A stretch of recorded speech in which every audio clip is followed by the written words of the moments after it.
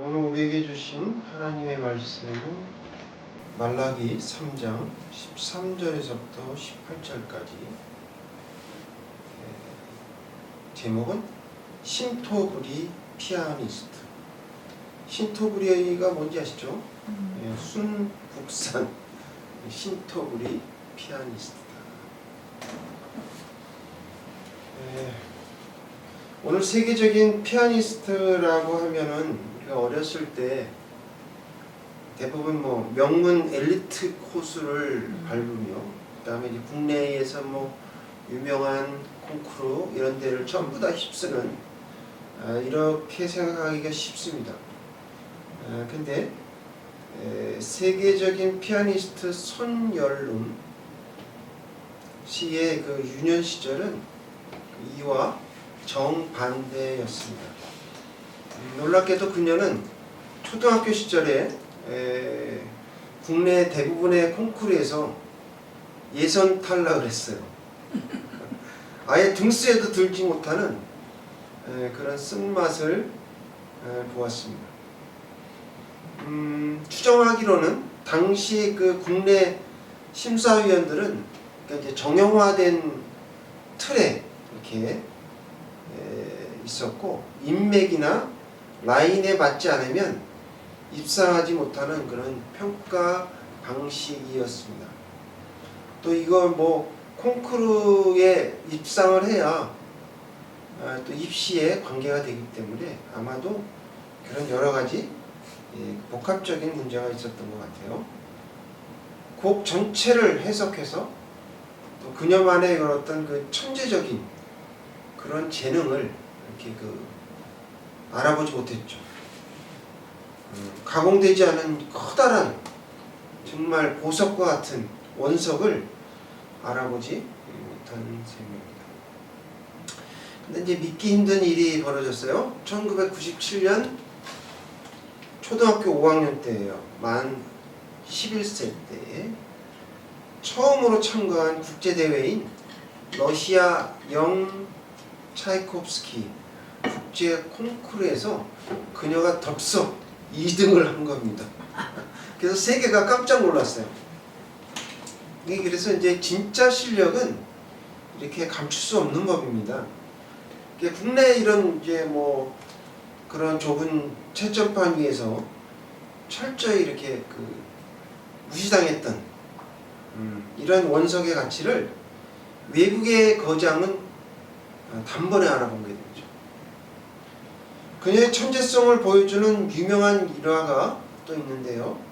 한 번은 중요 연주회가 있었어요. 그래서 이제 코앞에다가 왔는데 비행기를 타고 이렇게 이동을 했습니다. 한두 시간이 아니겠죠. 13시간, 14시간 이렇게 비행 시간 내내 건반을 이렇게 한 번이라도 좀 두들겨 봐야 되는데 만져보지 않고 오직 눈으로만 악보를 이렇게 가만히 읽어 내려왔습니다. 그리고 비행기에서 내리자 곧바로 무대에 올라서 전체 곡을 한치의 오차도 없이 완벽하게 암기해서 연주했습니다. 악보를요 머릿속에 사진 찍듯이 착착착착착 이렇게 외워서 그렇게 연주를 한 것이죠. 그래서 그 주변의 사람들은 혀를 내둘렀어요. 와, 천재다, 천재. 하나님이 주신 달란트죠. 이게 아무나 되는 일입니까? 아무리 정명훈도 그렇게 하기 어려울걸요? 그랬는데 이렇게 했어요. 또한 한 사례가 또 있는데, 클래식이라는 보수적인 틀에 이거를 이제 벗어나서 자유로운 연주자로서 나타냈던 연주가 있었어요. 2022년 평창 대관령 음악제, 그때 예술 감독 시절에 그녀는 파격적인 실험 무대를 선보였습니다. 검은색으로 되는 안대로 눈을 가리고 그 다음에 이제 무대 위에 올랐어요. 그래서 일반적으로는 어때요? 의자에 앉아갖고 이렇게 피아노로 건반을 치는 거잖아요. 이렇게 눈을 검은 안대로 하고 해도 사실은 이게 쉽지 않은 건데, 그녀가 갑자기 피아노 뚜껑을 딱 열더니 그 안에 들어가서 그게 뭡니까? 그 노출된 현을 갖다가 가야금 연주하듯이 그렇게 연주를 했다고 그래요. 직접 뜯고 또는 두들기고 이렇게 해서 연주를 보였던. 그래서 거기에 관객과 평론가들은 놀라움을 금치 못했다는 일화가 있습니다. 이처럼 거침없고 자유로운 예술 세계를 펼치는 손여름 씨의 그 밑바탕에는 도대체 뭐가 있을까? 그 안에는 어린 시절부터 예수님을 믿었던 깊은 신앙이 그 안에 있었던 것입니다.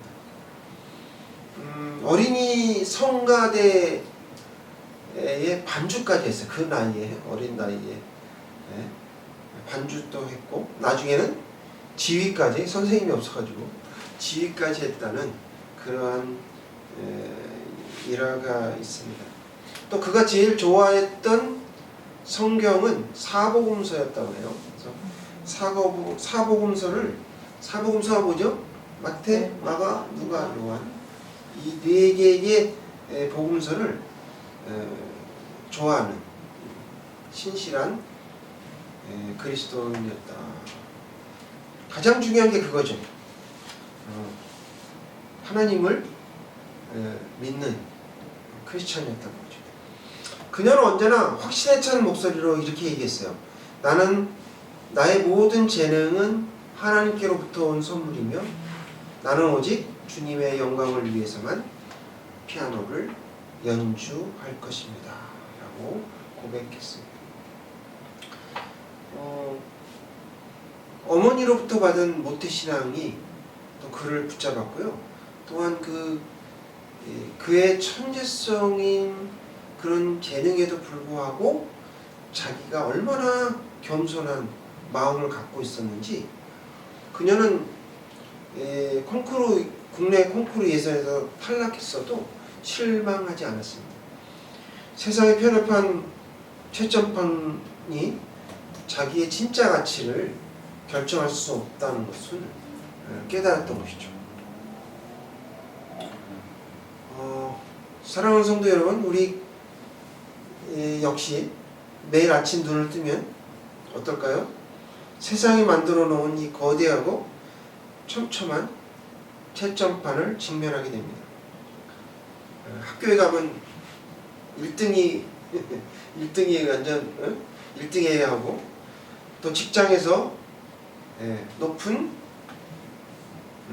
지위를 얻어야 하고, 심지어 우리가 만나는 사람들 사이에서도, 인간관계 속에서도 그 사람이 돈이 얼마인지, 돈이 얼마나 많은지, 또 그래서 우리는 항상, 세상은 늘 우리에게 등수를 매겨요. 등수, 서열을 세우고 성적표를 내밀죠.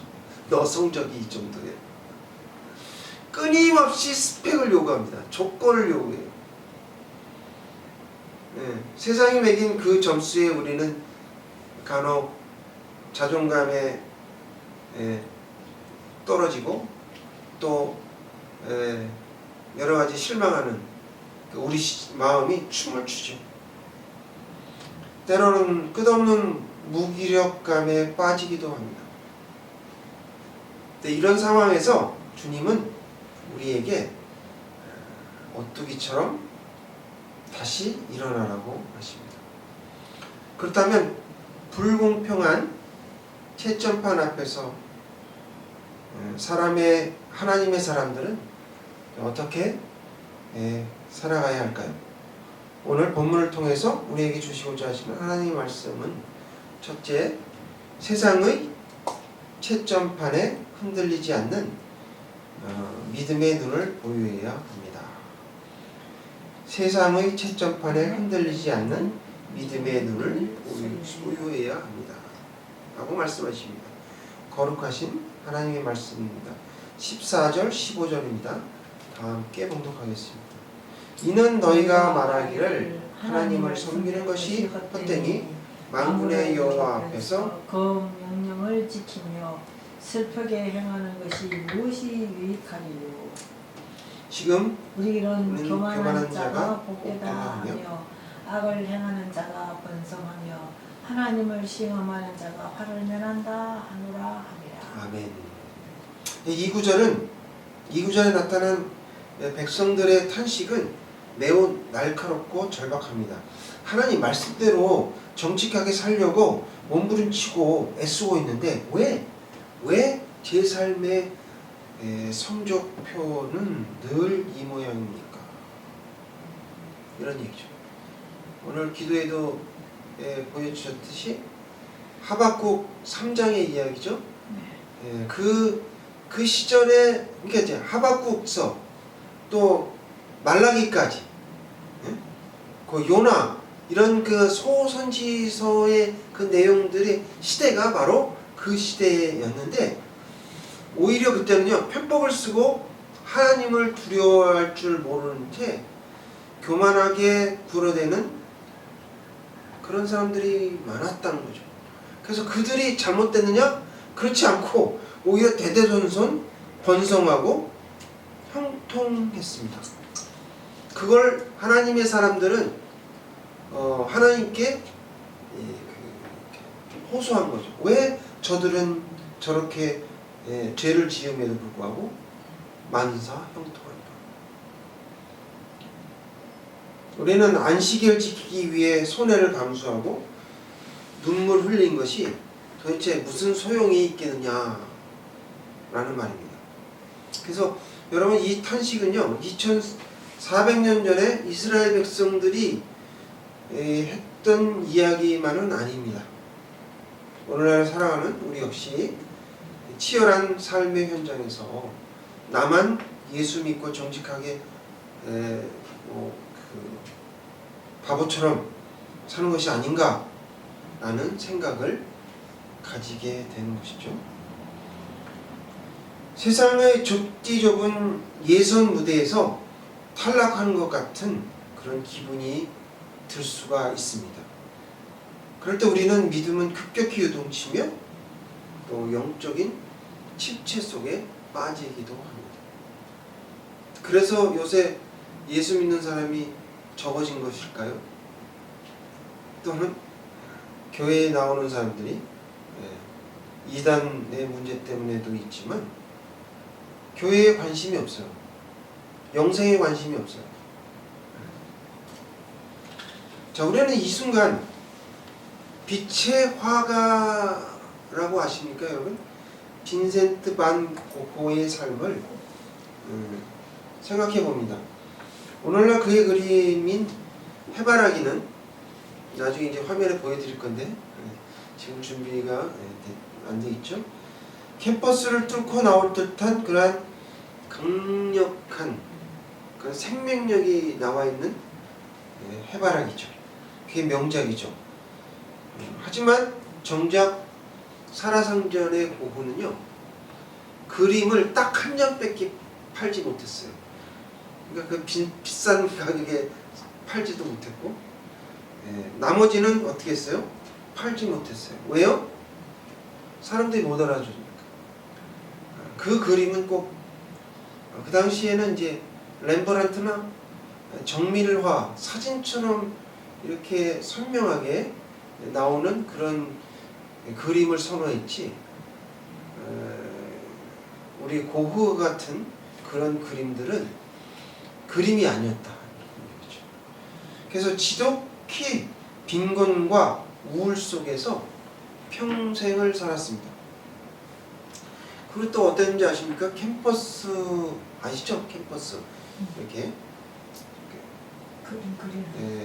천으로 만든 거죠. 이렇게 나무로 해갖고 거기에 유화로 그려야 되는데 그 캠퍼스하고 그림 물감이 유화 물감이 없었어요. 그럼 어떻게 돼요?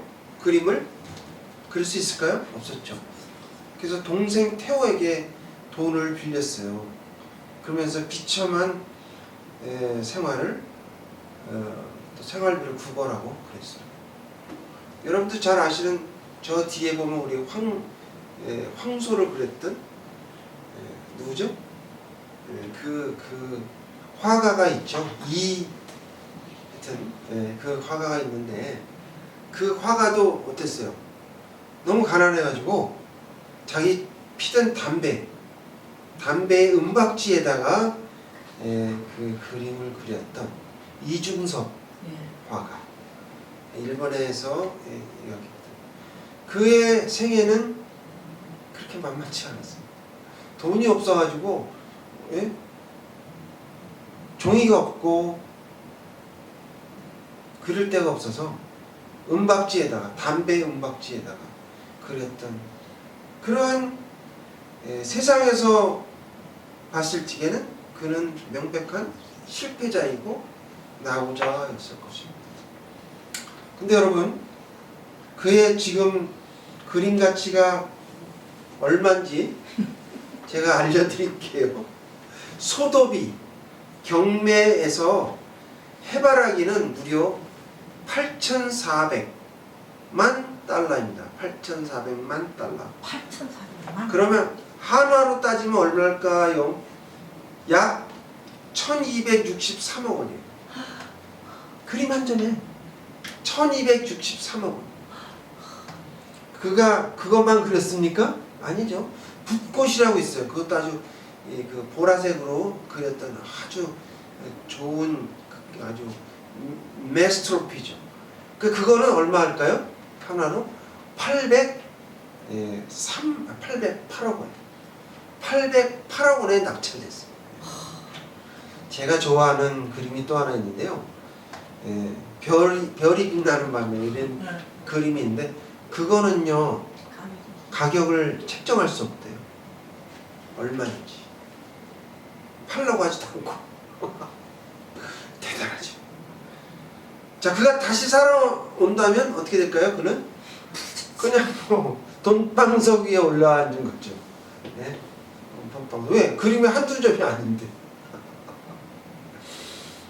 근데 그는 이 사실을 모른 채 세상을 운명했습니다. 세상의 채점판은요 결코 인생의 최종 성적표가 아니다 라는 것을 이 반 고흐는 온 세상에 증명한 셈입니다. 세상은 여러분의 연봉 갖고 연봉이 얼마나 많이 받으십니까? 라고 가지고 평가하죠. 여러분이 살고 있는 지역의 아파트 평수가 몇 평인지 가지고 또 뭐예요? 여러분 타고 다니는 차 가지고 판단하죠.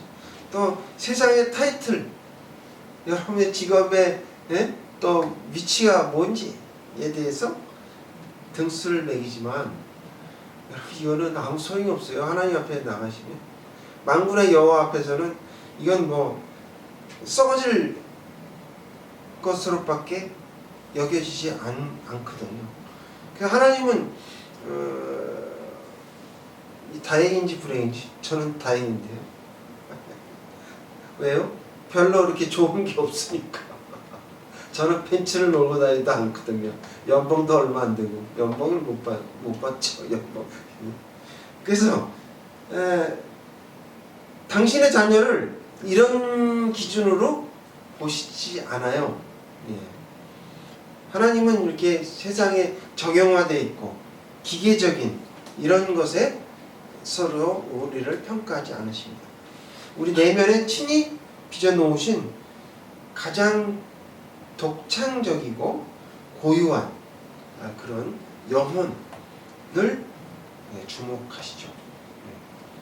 그래서 악인이 판을 치고 불법이 통하는 이 세상에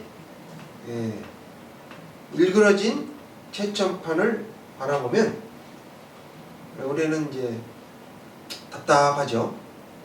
한숨이 저절로 나오죠. 우리의 정치 지금 보면은 도대체 이게 제대로 된 건가? 제일 낙후된 것 같아요. 제가 봐서는 여러 가지 뭐 경제 또 무슨 산업 전반 다 이렇게 열심히 해서 하는데 꼭 유독 이 아주 그 정치판만 이렇게 질이 낮는지 수준이 왜 이렇게 낮은지 알다가도 모르는 일.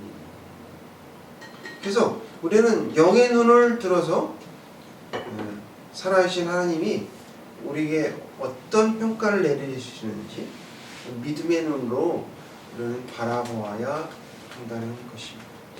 그러므로 믿음의 눈을 소유해야 한다라고 말씀하십니다. 하나님의 기념책에 기록되는 인생이 되어야 합니다. 하늘의 기념책에 기록되는 인생이 되어야 합니다. 라고 말씀하십니다.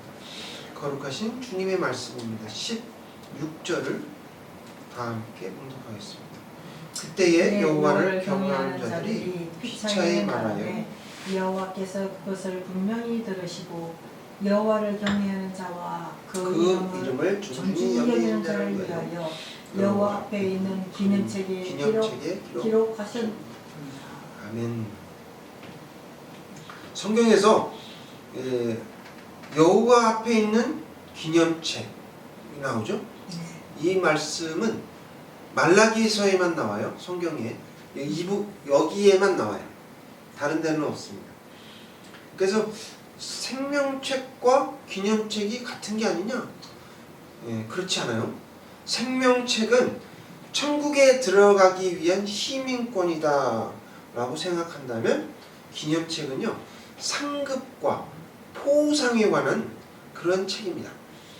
그래서 우리 주님은 지금도 이렇게 우리의 일들을 이렇게 뾰족하게 이렇게 적어놓고 계시죠. 하나도 놓치지 않고.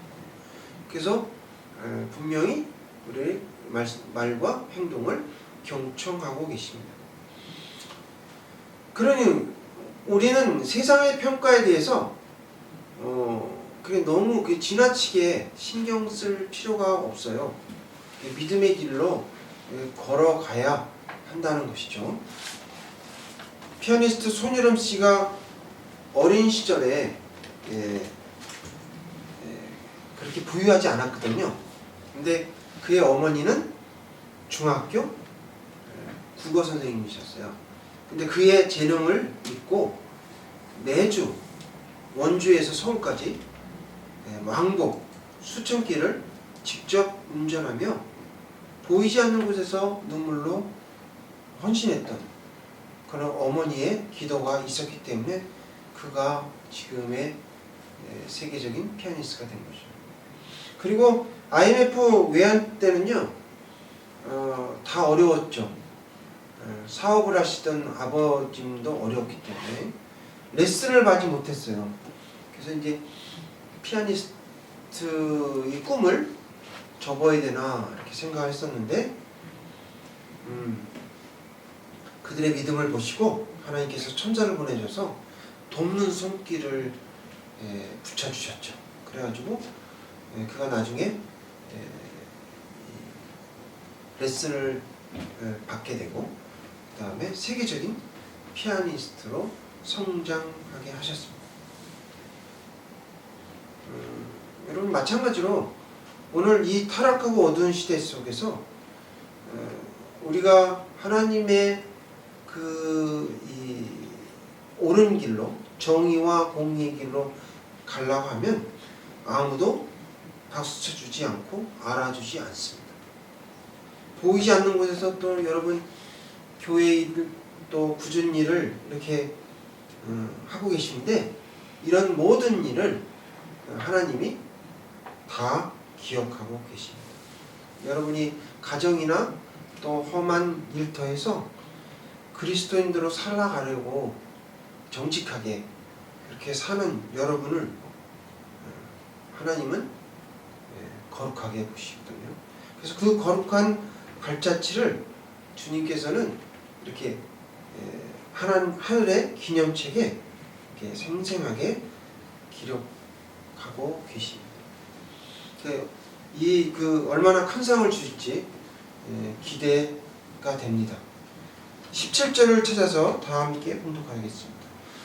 만군의 여호와가 이르노라 나는 내가 정한 날에 그들을 나의 특별한 소유로 삼을 것이요 또 사람이 자기를 섬기는 아들을 아낌같이 내가 그들을 아끼리라. 이거 굉장히 그 가슴이 뭉클한 그 말씀이죠.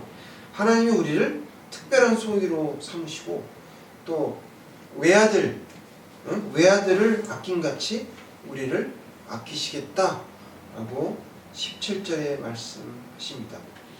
너는 내 눈에 가장 아름다운 보석이다. 나의 특별한 소유다 라고 얘기하시죠. 지금은 어떻게 아직 열리지 않았죠? 지금은 임시 무대예요. 거기에서 평가받지 못하고 입상하지 못했더라도 하나님의 거대한 본선이 아직 남아 있습니다. 세상이 매겼던 가짜 순위표는 이제 휴지 조각처럼 없어질 것이고요.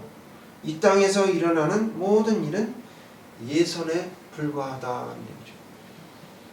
예선에 입상하지 못했더라도 본선이 있습니다. 거기는 뭐 예선 통과한 사람들만 평가하는 그런 게 아니고 다시 평가하는 그런 곳이죠. 오늘 하늘의 기념책이 기록된 의인들, 끝까지 주님의 이름을 존중히 여겼던 자들의 아름다운 그런 인생 연주만이 온 우주 앞에 찬란히 빛날 것이다 라는 것이죠. 다른 것은 무가치하다는 얘기예요. 그러므로 하늘의 기념책에 기록되는 인생이 되어야 한다라는 말씀이죠. 오늘 말씀을 통해 우리는 세상의 채점판에 흔들리지 않는 믿음의 눈을 소유해야 합니다. 또 하늘의 기념책에 기록되는 인생이 되어야 합니다. 이 마음을 품고 고린도전서 15장 58절을 찾아서 다 같이 봉독하도록 하겠습니다. 시작. 그러므로 내 사랑하는 형제들아 견실하여 흔들리지 말고 오직 항상 주의 일에 더욱 힘쓰는 자들이 되라. 이는 너희 수고가 주 안에서 헛되지 않은 줄 알미라. 네. 이게 이제 예수님께서 우리에게 권고하신 거예요. 오늘 우리는 말라기 시대의 이스라엘 백성들이 던졌던 그 아픈 그 질문을 마주하게 됩니다. 하나님을 섬기는 것이 도대체 무슨 유익이 있으며 또 왜 악한 자들이 이렇게 번성합니까? 세상의 채점판에 갇히면요, 이 질문은 우리 인생을 끊임없이 갉아먹는 치명적인 그런 독약과 같이 됩니다. 왜냐하면 현실은 늘 불공평해 보이고 나의 신앙은 참으로 어리석고 초라해 보이기 때문에 그렇습니다. 그래서는 안 되겠죠. 근데 이런 질문들이 자꾸 이제 우리의 뇌 속에서, 왜요? 우리는 보이지 않는 것에 대해서 관심이 없으니까 보이는 것에만 관심이 있기 때문에 그렇게 되겠죠. 항상 저는 그래요. 예배 드릴 때 몇 명 안 되는 사람이 예배를 드리는 것이니까 영적인 눈을 개야시처럼 뜨면 어떻게 될까? 이 안에 한두 사람이 있는 게 아닐 텐데 라는 생각을 합니다. 왜요? 그게 성경에 나와 있었잖아요. 성경에 나와 있는 내용이니까 우리가 지금 눈으로 보지 못할 뿐이죠. 영적인 눈을 뜨지 못해서 보지 못할 뿐이다. 그래서 우리가 신앙생활을 하면서요, 흔히 우리가 오해하는 것 중에 하나가 뭐냐면 십계명을 등한시한다는 거예요. 크리스천들이 하나님 주신 십계명이 무엇입니까? 신우 이안부 살간도 동탐죠. 신 뭐예요? 나 외에 다른 신을 섬기지 말라. 그 다음에 우상을 섬기지 말라. 그 다음에 이 하나님의 이름을 망령되게 일컬지 말라. 그 다음에 안이 뭐예요? 안식일을 거룩하여 거룩하게 지켜라. 그 다음에 부는 네 부모를 공경하라. 그 다음에 살인하지 말라. 간음하지 말라. 도둑질하지 말라. 증은 뭐예요? 거짓 증언 하지 말라. 그 다음에 탐. 남의 것을 탐내지 말라. 이웃에 있는 여인과 그 다음에 또 여러 가지 자녀들과 짐승들을 탐하지 말라. 이 십계명을 우리에게 주셨는데 우리가 이제 흔히 생각하기를 이 계명은 이 땅에 사는 동안만 지키고 지키다 버리는 그런 율법으로 생각을 하는데요. 그렇지가 않다는 거죠. 이 법은요, 영원한 천국에 가서도 지켜야 될 하나님 나라의 법도입니다. 천국에 가서는 십계명이 없느냐? 그렇지 않아요. 천국에서는 기본적으로 지켜야 되는 것이고요. 성경의 한 구절 한 구절이 어떻게 해요? 없어지지 않는다고 분명히 말씀하셨죠? 성경에서. 없어지지 않아요. 근데 많은 사람들이 착각하고 살아가고 있죠. 말라기 3장 5절에 보면 뭐가 나오는지 아십니까? 말라기 3장 5절에 점치는 자 나오죠? 그 다음에 간음하는 자, 거짓 맹세하는 자, 남의 일을 시키고 품삯을 주지 않는 사람, 아주 못된 사람이죠. 그 다음에 또 뭐예요? 과부와 고아를 갖다가 멸시하는 자, 나그네를 멸시하는 자, 또 하나님을 경외하지 않는 자들에 대한 이야기가 나와요. 예? 이런 것들이. 그러면서 말라기 그 3장 끝절에 어떻게 나오죠? 하나님을 경외하는 자와 경외하지 않는 자를 구분하시겠다라고 나오죠. 오늘 우리 읽었죠. 그래서 우리가 이 말씀에 근거해서 볼 적에 우리가 주의 일에 더욱 힘쓰는 자가 되어야 된다라는 거예요. 왜요? 이는 너희 수고가 주 안에서 헛되지 않기 때문에 헛되지 않기 때문에. 주 안에서 헛되지 않아요. 이게 그냥 없어지는 게 아닙니다. 사랑하는 성도 여러분, 우리가 세상에서 예선 탈락이 하나님의 최종 낙방을 의미하는 것은 아닙니다. 우리가 그리는 그림, 제가 얘기하는 그림이란 말은 고후를 얘기하는 거예요. 여러분이 무슨 일을 하든지 그림을 그리는 것 같이 아무 의미 없는 팔리지 않는 그림이라 할지라도 그리는 그림, 또 애쓰는 여러분의 창조 사역, 손주를 돌본다거나 가치가 없다고 생각할 수 있죠. 그러나 그렇지 않아요, 여러분. 굉장히 중요한 것입니다. 이런 모든 것들, 결코 이런 것들이 무의미한 작품이 아니라는 것이죠. 여러분이 맨날 만드는 수고하고 똑같은 일, 빵 굽는 일, 이런 것들이 아무 의미가 없는 것이다? 전혀 그렇지 않아요. 하나님께서는 굉장히 귀하게 여기시다. 세상은 겉모습과 그 조건인 외모에 채점을 하죠. 그러나 주님은 여러분의 영혼의 가장 깊은 중심을 바라보고 계십니다. 그래서 하늘에 있는 기념책에 한자 한자 뭘로 쓰신다고요? 황금색 잉크로 기록하신다고. 황금색 잉크. 반짝반짝하겠죠. 그럼 나중에 이제 여러분이 그것을 이제 선곡하면 이제 받게 됩니다. 그럼 믿으셔야 돼요. 세상의 것만 너무 관심을 두시지 마시고 성경을 한번 읽어보세요. 성경을 읽으면 그 영혼의 눈이 뜨이게 됩니다.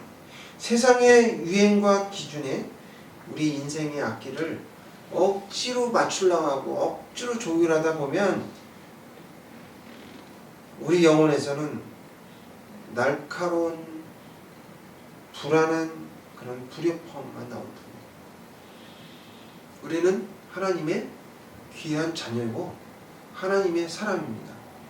그래서 지금도 살아계셔서 온 세계를 다스리시는 하나님께서 너는 내 눈에 가장 소중한 모습이다. 나의 특별한 소유다. 라고 부르시는 거예요. 그래서 하나님은 아버지의 사랑을 우리에게 주십니다. 그래서 우리가 낙심할 것이 아니고 온 힘을 다해서 우리 그 주일날 하나님께 나와서 힘을 다해 예배해야 하는 우리가 되어야 됩니다. 하늘의 기념책에 황금빛으로 기록되는 사랑의 나눔 성도님들이 다 되시기를 주님의 이름으로 간절히 축원합니다. 기도하시겠습니다.